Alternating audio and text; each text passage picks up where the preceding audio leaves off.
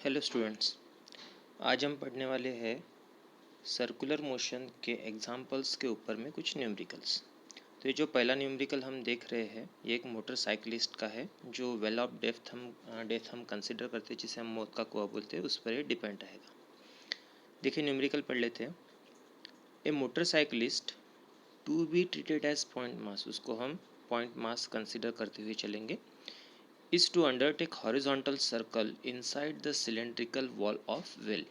और वो जो मोटरसाइकिलिस्ट है मौत के कुएं में, जो कि हॉरिजॉन्टल सर्कुलर हम कंसिडर करेंगे, उसमें वो चक्कर काट रहा है।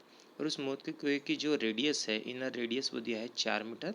तो गिवन अपने पास में अवेलेबल है रेडियस ऑफ सर्कल 4 मीटर्स। फिर coefficient of static friction between the tyres and the wall is 0.4। और स्टैटिक फ्रिक्शन का कोएफिशिएंट अपने पास में म्यू एस दिया है कितना, 0.4। कैलकुलेट क्या करना है अपने को, कैलकुलेट द मिनिमम स्पीड। अब मिनिमम स्पीड मतलब कम से कम कितनी स्पीड से मोटरसाइकिलिस्ट घूमेगा, तब जाके वो सक्सेसफुल हॉरिजॉन्टल मोशन ले सकता है। और सेकंड चीज़ फाइंड आउट करनी है फ्रीक्वेंसी।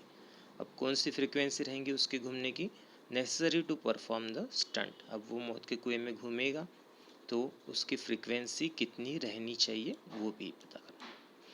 अब कम से कम कितने वेलोसिटी से उसने घूमना चाहिए, इसके लिए हमने मिनिमम वेलोसिटी का फॉर्मूला ऑलरेडी एग्जाम्पल में फाइंड आउट किए हैं। तो मिनिमम वेलोसिटी का ये फॉर्मूला अपने पास में अवेलेबल है। इसमें आर है radius of the circular path, g gravitational acceleration और म्यू एस है स्टैटिक फ्रिक्शन।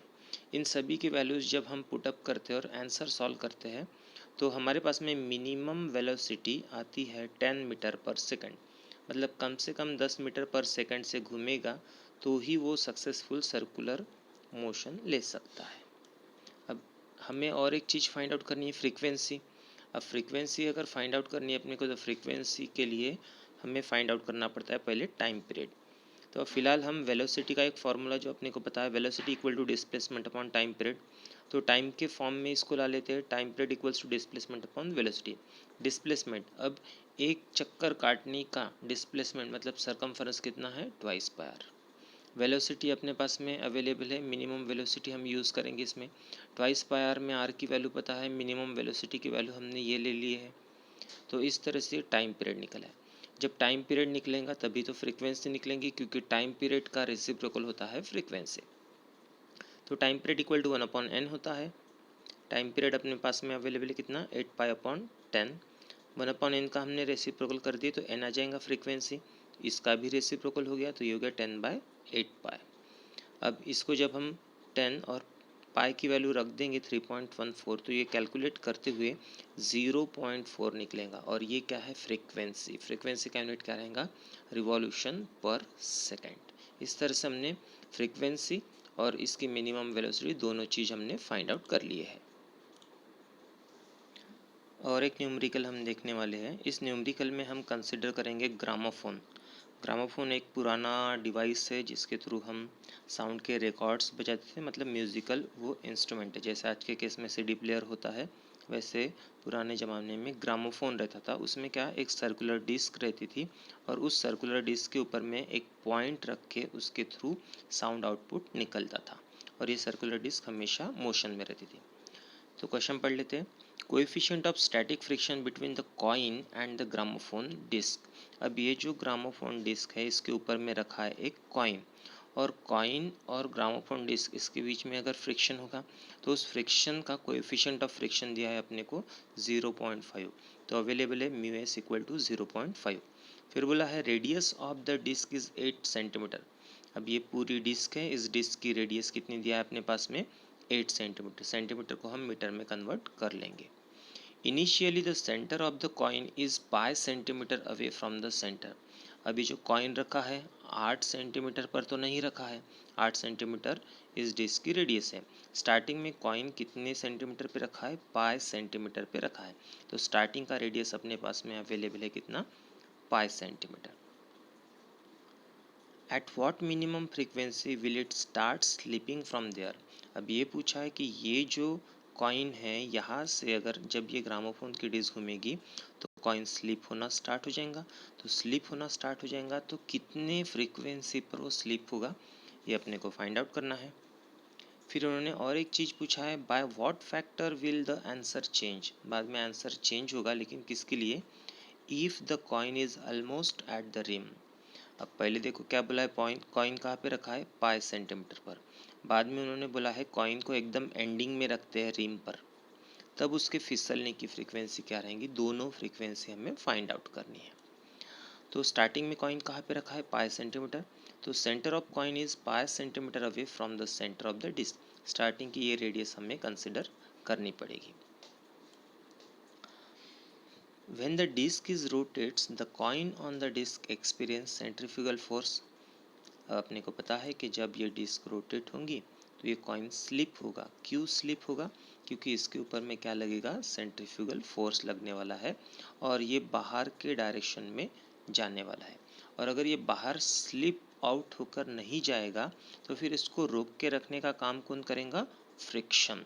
तो सेंट्रीफ्यूगल फोर्स को बैलेंस करने वाला जो फोर्स रहेगा अंदर के डायरेक्शन में, वो रहेगा सेंट्रीपिटल फोर्स। और सेंट्रीपिटल फोर्स कौन प्रोवाइड करेगा? कॉइन और ये डिस्क, इसके बीच का फ्रिक्शन। देखो पढ़ लेते हैं। When the disc rotates the coin on the disc experiences centrifugal force. मतलब डिस्क रोटेट होते ही कॉइन पर सेंट्रीफ्यूगल फोर्स लगेगा जो कॉइन को अवे लेके जाएगा फ्रॉम द सेंटर। और ये बैलेंस कौन करेगा? Which is balanced by force of friction. ठीक है। और ये जो फोर्स ऑफ फ्रिक्शन मतलब ही यहाँ पर टूवर्ड्स द सेंटर लगेगा, और सेंटर के डायरेक्शन में लगने वाले फोर्स को हम बोलते हैं सेंट्रीपिटल फोर्स। तो सेंट्रीफ्यूगल फोर्स आउटवर्ड, उसको बैलेंस करने वाला फोर्स इनवर्ड, और ये कौन प्रोवाइड कर रहा है? फ्रिक्शन। तो हम ये बोल सकते हैं कि centrifugal force equal to force of friction होता है। सेंट्रीफ्यूगल फोर्स का फॉर्मूला अपने को पता है एम आर ओमेगा स्क्वायर, और स्टैटिक फोर्स ऑफ फ्रिक्शन पता है अपने को म्यू इंटू एन। अब यहाँ पर M R omega square as it is mu into N के जगह देखो हमने क्या कर दी? एम जी लगा दी। एन की जगह एम जी क्यों लगा दिए? क्योंकि अपने को पता है वेट को बैलेंस करने वाली फोर्स कौन प्रोवाइड करता है? Normal reaction. इसलिए एन की जगह आ गया है एम जी। ये हमने एग्जाम्पल में भी देख लिया है। दोनों साइड से एम कैंसिल हो जाएगा, इधर में आर ओमेगा स्क्वायर, इधर में म्यू और जी बचेगा। ओमेगा स्क्वायर को हम फॉर्मुलेट कर लिए इस तरह से। अब ओमेगा अपने को पता है omega equal to twice pi N होता है, ये लिख दिया। स्क्वायर था तो स्क्वायर भी ले लिया, ये एज इट इज़ लगती है। इन सभी के वैल्यूज़ हम फाइंड आउट करते हैं। 2 स्क्वायर 4, पाई का स्क्वायर पाई स्क्वायर, एन का square N square. Right side में म्यू जी की वैल्यू हमने लिखे। म्यू जी की वैल्यू 0.5, ये ऑलरेडी अपने को पता है। तो हमने म्यू और जी की वैल्यू रख दी है। म्यू की वैल्यू ऑलरेडी दी थी अपने पास में 0.5, जी की वैल्यू न्यूमेरिकल के एंडिंग में दिया है पाई स्क्वायर। आर की वैल्यू, आर पाई दिया था तो सेंटीमीटर में दिया था, इसलिए इसको हमने मीटर में कन्वर्ट करने के लिए इंटू 10⁻⁻² करना पड़ेगा, तब ये मीटर में होगा। ठीक है, सेंटीमीटर लिखा है लेकिन ये मीटर में कन्वर्ट हो गया। तो आर की वैल्यू हमने लिख दी है पाई इंटू 10⁻⁻² मीटर। अब यहाँ पर इन सभी में से जो भी कैंसिल आउट होगा उसे कैंसिल आउट करेंगे, और फाइनली हम यहाँ पर फाइंड आउट कर रहे हैं 4πn² की वैल्यू। तो ये वैल्यू कितनी आ गई? 0.5 इंटू 100। ये आप कैलकुलेट करोगे तो सबसे लास्ट में ये इक्वेशन अपने पास में बचने वाली है।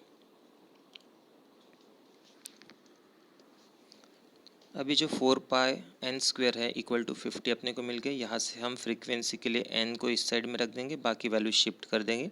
इस तरह से लेफ्ट हैंड साइड में है n² की वैल्यू आती है 3.98, और इसका अगर हम रूट लेते हैं, मतलब 3.98 का रूट लेते हैं, मतलब हम n की वैल्यू फाइंड आउट करेंगे, तो अप्रॉक्सीमेटली n की वैल्यू मिलती है अपने को 2 रिवॉल्यूशन पर second.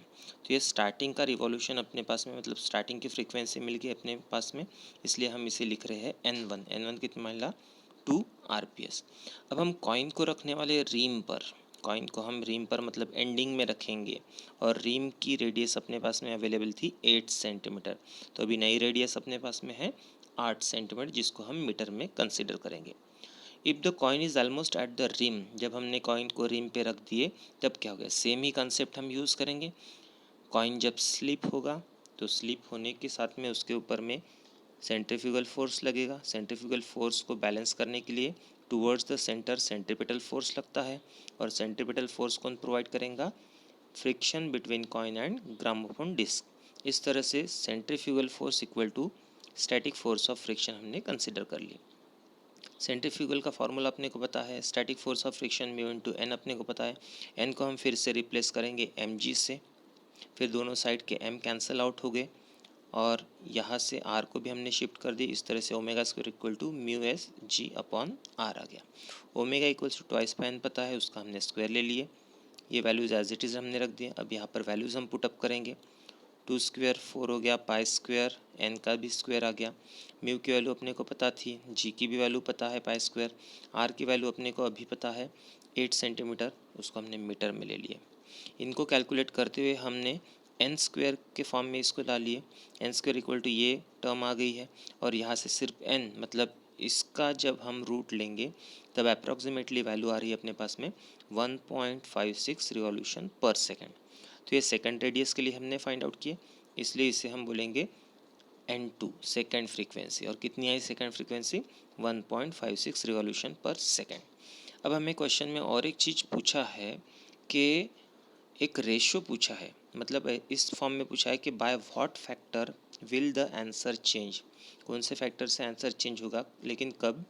If the coin is almost at the rim, coin को हमने रिम पे ले लिए, तब कौन से फैक्टर से फ्रीक्वेंसी चेंज होगी। तो हमें N2 फाइंड आउट करने था, वो हमने फाइंड आउट कर लिया। अब N2 N1 के कंपेयर से कितने टाइम्स है वो फाइंड आउट करेंगे हम। तो N2 बाय N1 का रेशो लेंगे। N2 पता है अपने पास में 1.56, N1 हमने फाइंड आउट कर लिए 2, तो N1 को हमने शिफ्ट कर दिए, तो N2 इक्वल्स टू ये टर्म इंटू हो गया N1। इनका हमने कैलकुलेशन कर दिए, ये आ गया 0.78। N1 को हमने लिख दिए एज इट। तो देखो N2 equals to 0.78 of N1 आ गया। और यही पूछा था अपने को कि ये जो final frequency 0.78 times of initial frequency रहेगी, ये फैक्टर अपने को फाइंड आउट करना था। इस तरह से हमने आज ये 2 एग्जाम्पल पढ़ लिए हैं। नेक्स्ट टॉपिक में हम देखने वाले हैं third example of uniform circular motion.